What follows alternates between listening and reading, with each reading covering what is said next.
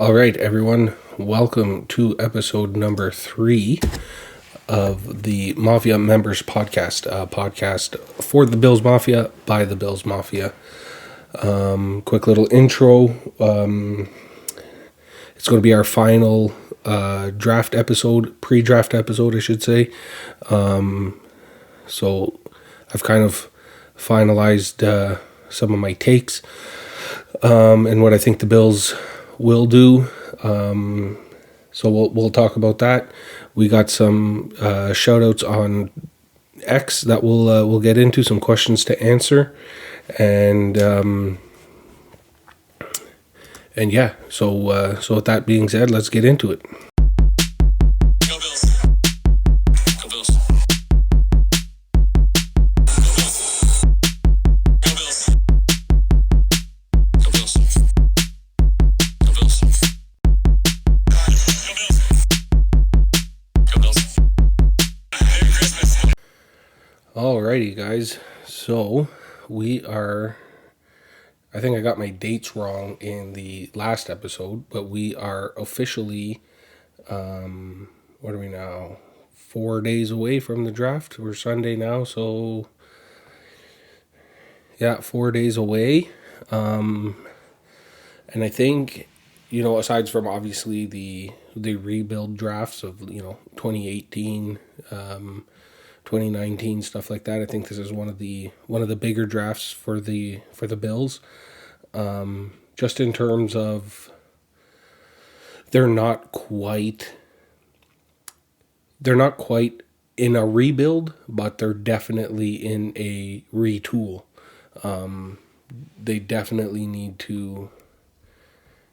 They need to kill this draft. They need to do really, really well in this draft, to keep their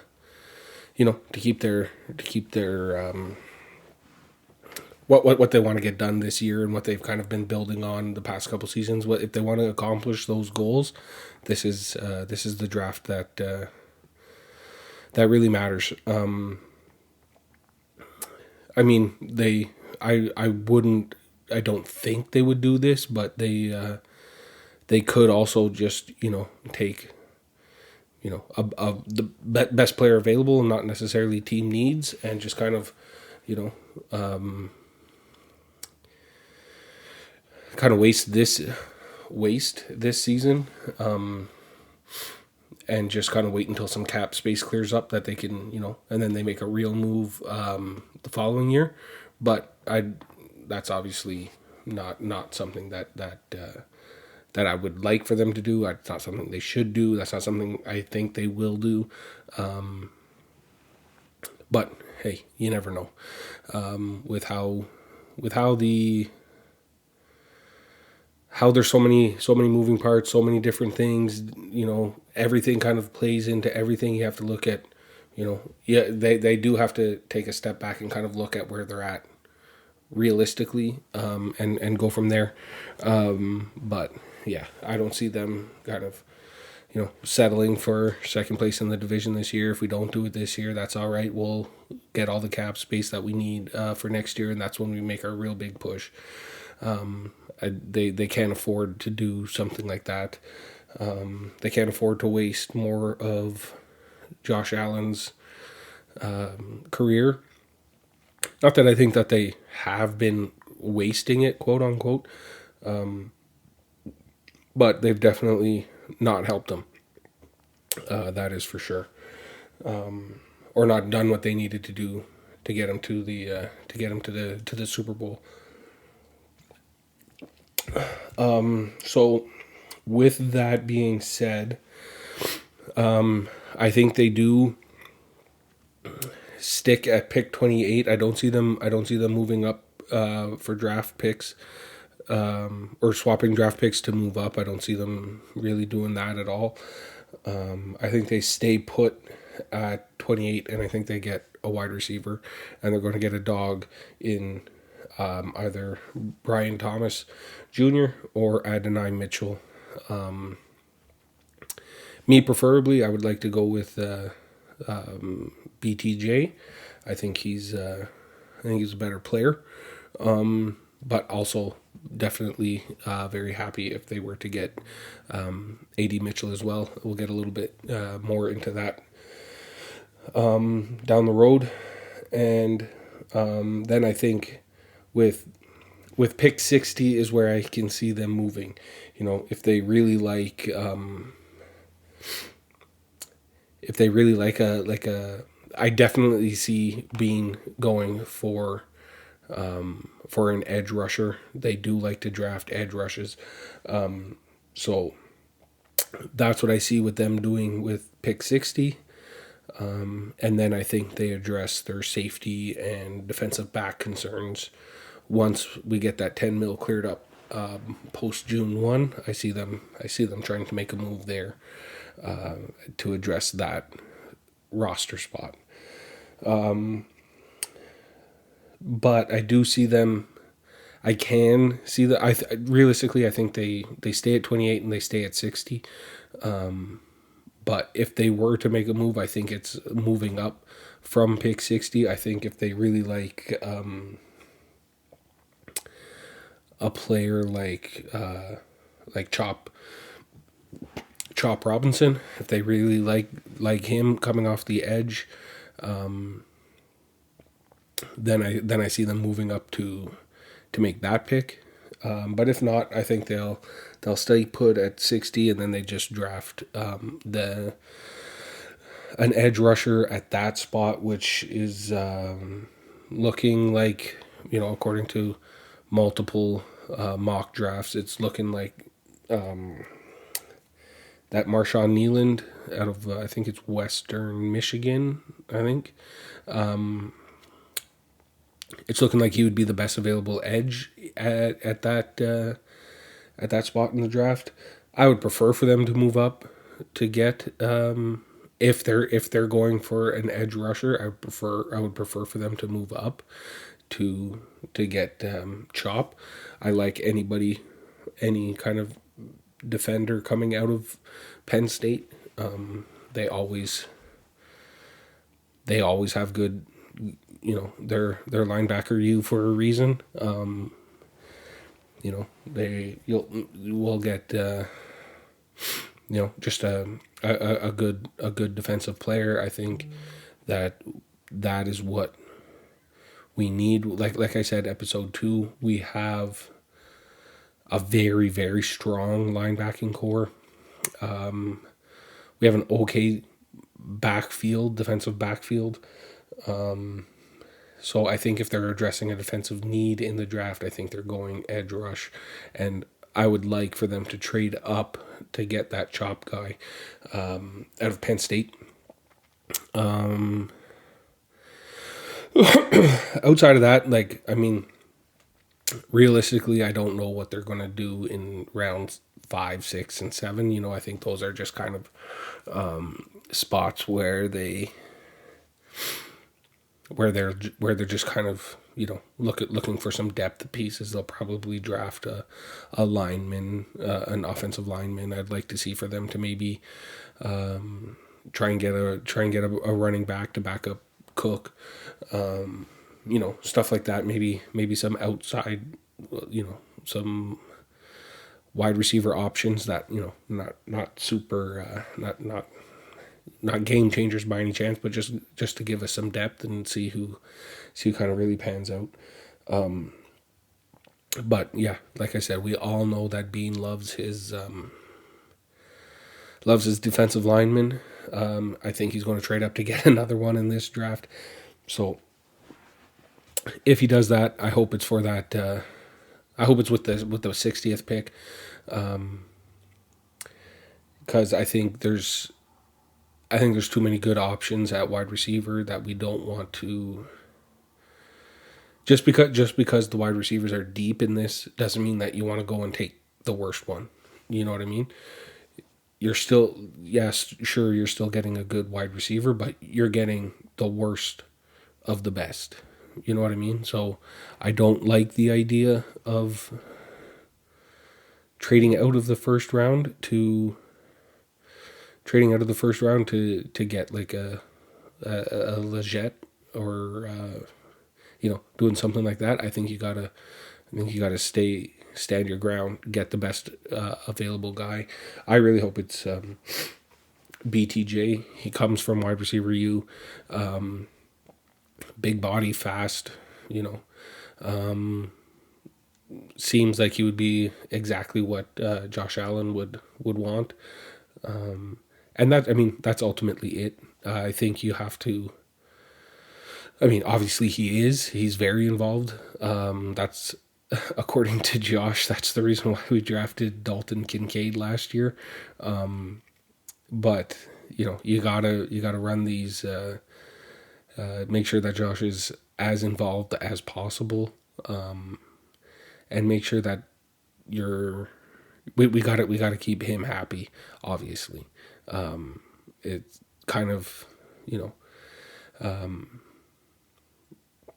you don't really want players running the team. I'll say that, but you want the general managers to be managing the teams. You want the coaches to be coaching the team, and the players to be playing the games. But when you have someone like Josh, you want to make sure that his needs are being met. That's part of the GM's job. And I think so. Yeah. So whatever Josh has to, you need some Josh. You need input from Josh on who they should take. And yeah, I hope they don't trade out of 28 to move up to try and, like, as much as you like a Rome Odunze or a Marvin Harrison Jr. I hope they're not going to be moving mountains to try and get into that spot. You can definitely make it work with either BTJ or Adonai Mitchell. Both look like very, very good options. Both look like they'll fit in here very well. So I think sticking at 28 is the way to go. Moving up out of 60 and getting Chop, I think, would be the next best thing for this team. We all know that they need help on defense. It was strange. There was like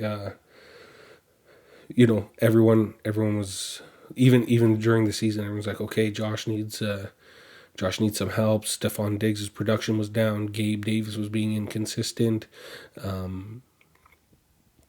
So everyone was, Josh needs some real help. It looked like after we made the change at offensive coordinator, it really seemed like the only help that he was getting was Shakir, Cook, and Kincaid.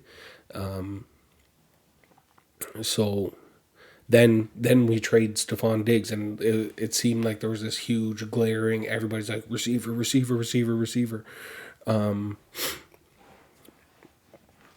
But watching our team, looking at what is going on the past couple seasons, defense is where we need the most amount of help. The defense is what has let us down in games. 13 seconds left, we need to make a stop, and we can't do it. Now, obviously, coaching is involved in that as well, but we don't. We get a high. We're a high ranked defense, but if just there was a stretch even through last season where it was like, okay, when is our defense going to make the play that's going to save the game? We put the whole thing on Josh Allen all the time.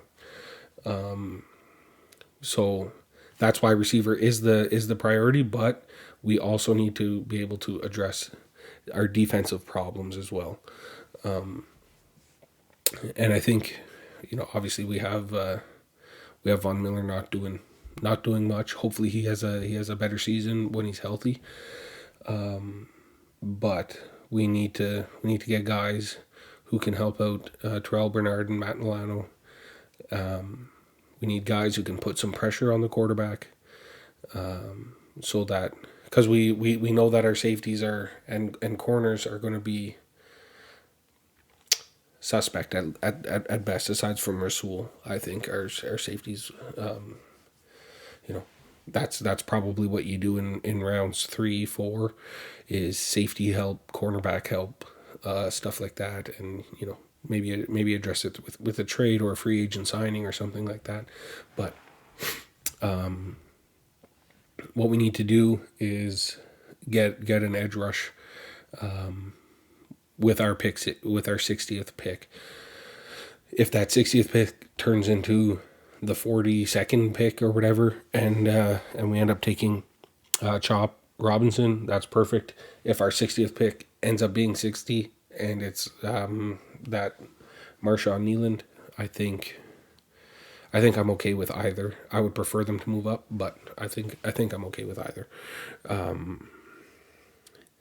But yeah, I think those are. I think that's how we make the team better quickest, is to get the wide receiver and the edge rush. And I mean, aside from that, like I said, rounds 3, 4, 5, 6, 7, you're just adding depth. I don't see like a huge impact player coming to us in the 5th round. You might get lucky and find someone who can do that for you, but it's not something that you want to bank on. You want to use your first 2 picks, rounds 1 and rounds 2 pick to really get the impact player that we need. So yeah, so that's what I see happening.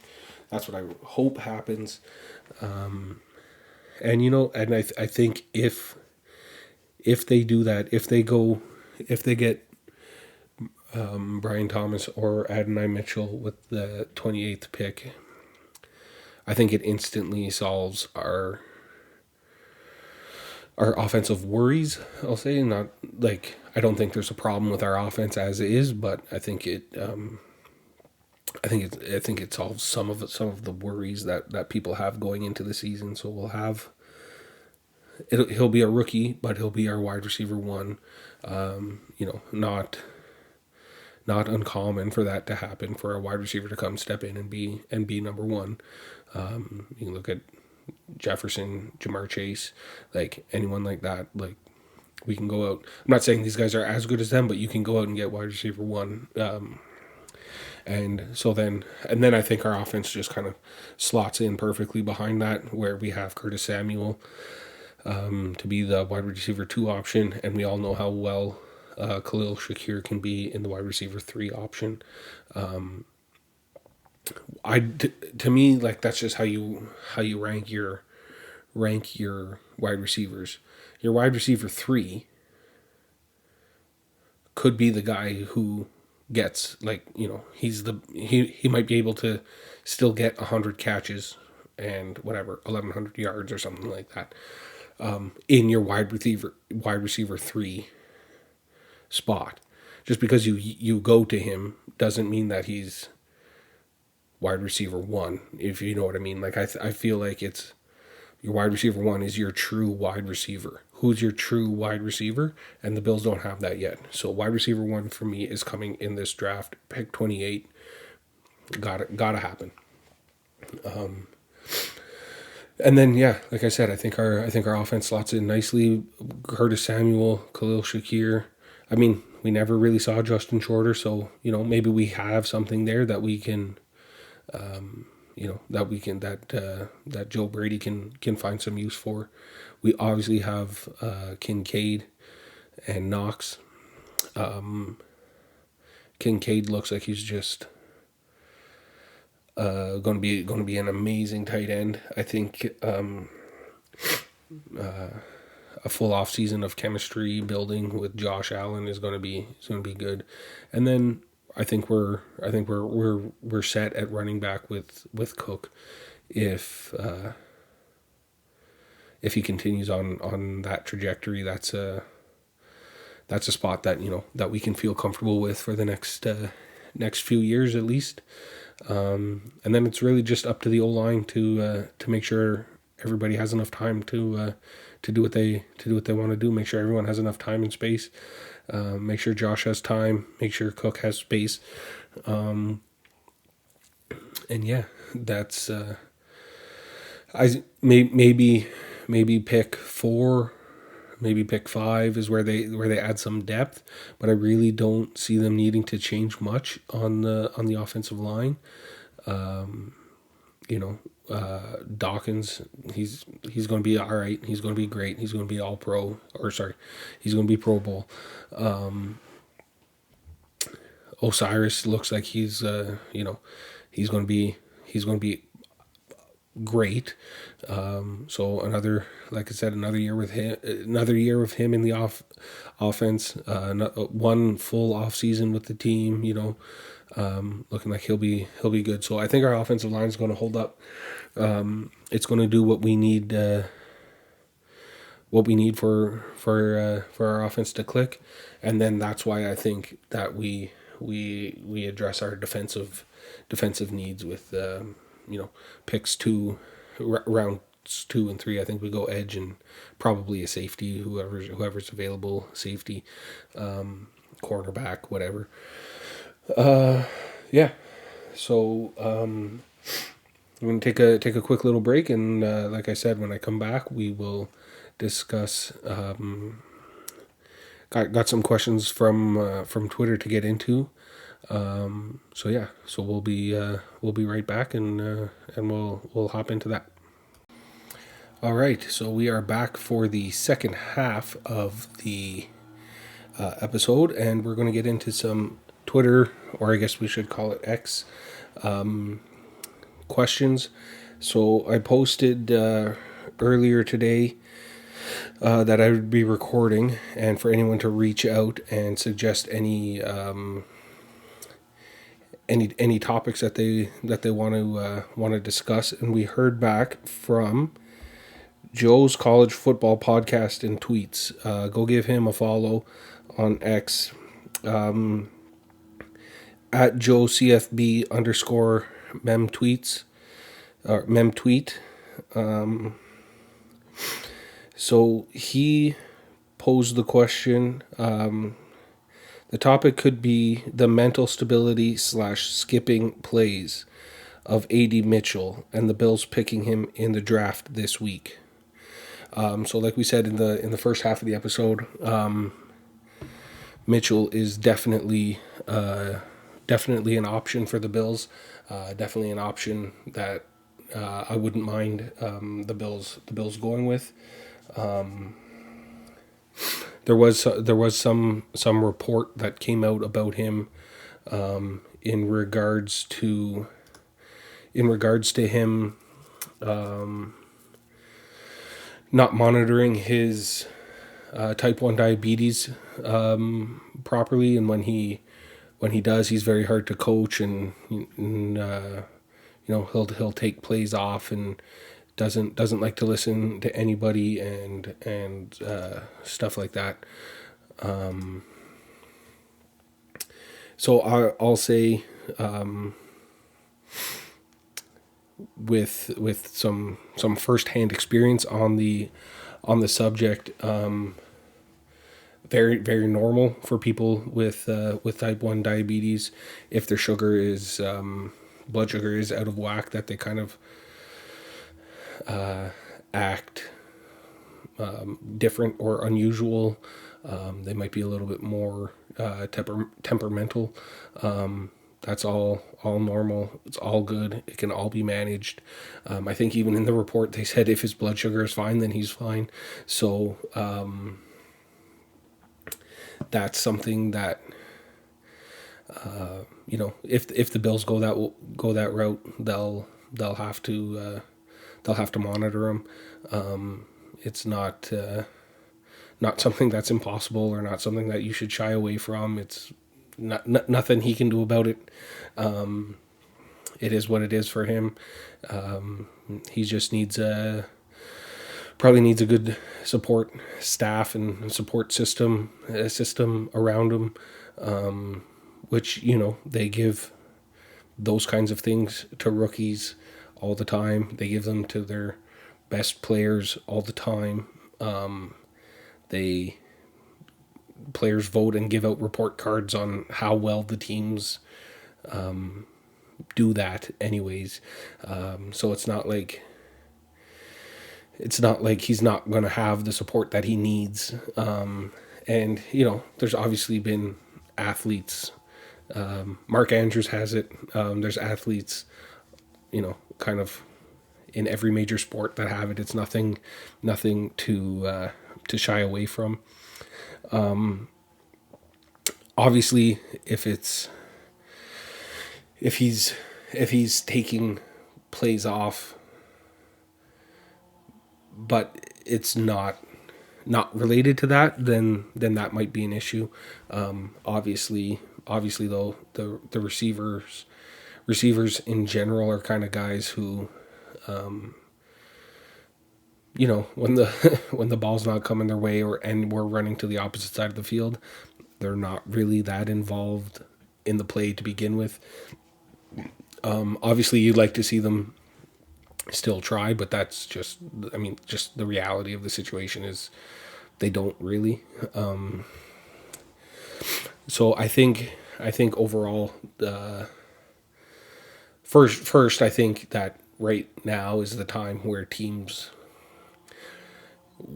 scouts or sources will say that, this happened with this player and other teams should watch out for it, as a way for them to get the player that they want. You hopefully you scare away some other teams who are like, oh boy, I don't want to take on that risk.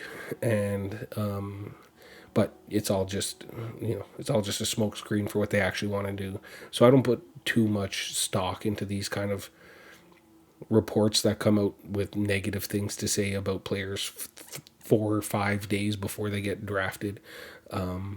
It's most likely someone hoping that they can get, maybe they're trying to get a wide receiver, or sorry, maybe they're trying to get a quarterback in the first round, so they want Mitchell to be around in the second round so that they can go quarterback, wide receiver, or they have a bigger need on defense, so they're gonna draft a defensive lineman, and then they still want to get the wide receiver that they want in the second round. And by all accounts, Mitchell is a round one talent, so I think there's teams that are,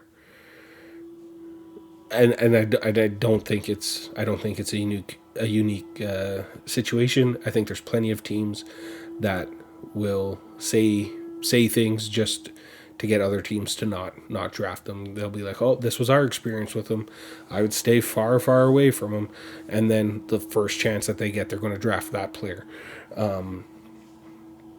So I don't see it as anything more than that.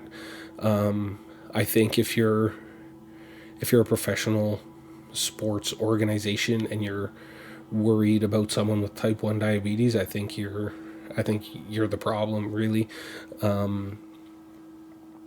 It's not something that needs to be, that you need to be scared of. The advancements, the technology that they've come up with in the past, even in the past 5 years, has been, has made it so easy. Easy to manage. So yeah, obviously you're going to have to make sure that his blood sugar is where it's supposed to be, and you'll have to monitor him throughout the game, because that's why we have guys on the sideline who squirt water, so that the players drink water in the middle of the games, because they're not the best at taking care of themselves. They are way too focused. I shouldn't say too focused. They are very hyper focused on the task at hand and put kind of some of the other things on the back burner. So I think that I think that's all that is. Just, it's something that you'll have to know when you're drafting him. It's something that they would have known before drafting him, anyways. That he has this condition. So if they're thinking of drafting him, they already know that they're going to have to monitor this. They know they're going to have to help him. They know they're going to have to support him. Not the end of the world. I think where the tougher challenge comes into play with him is if his sugar is normal, and if everything seems good, and he's doing whatever, and then throughout the course of the game he just takes a play here or there off because maybe he didn't get the ball the last play when he thought he was open, and then he'll pout for a play or two. I didn't watch enough Texas games to know if that's the case with him or not. But if that is the case, then that's obviously a red flag that you would actually want to stay away from a player. But I think the Bills are a great organization. I think that they'll be able to work with him, and they'll be able to work through it with pretty easily. Overall, type 1 diabetes, I don't think it's something that you need to be scared of, or that a player is not coachable because he has it. If he's having a rough day, you just let him have a rough day, man. Like, there's nothing he can do about it. He doesn't want to be like that. Most likely, he doesn't want to be like that. And if you give him the proper support, he'll be able to take care of himself. So I think I don't really like the fact that whoever made that report. I don't like it. I think it's kind of slimy, especially for something like type 1 diabetes. I think it's kind of something you don't need to do. But yeah, that's pretty much it.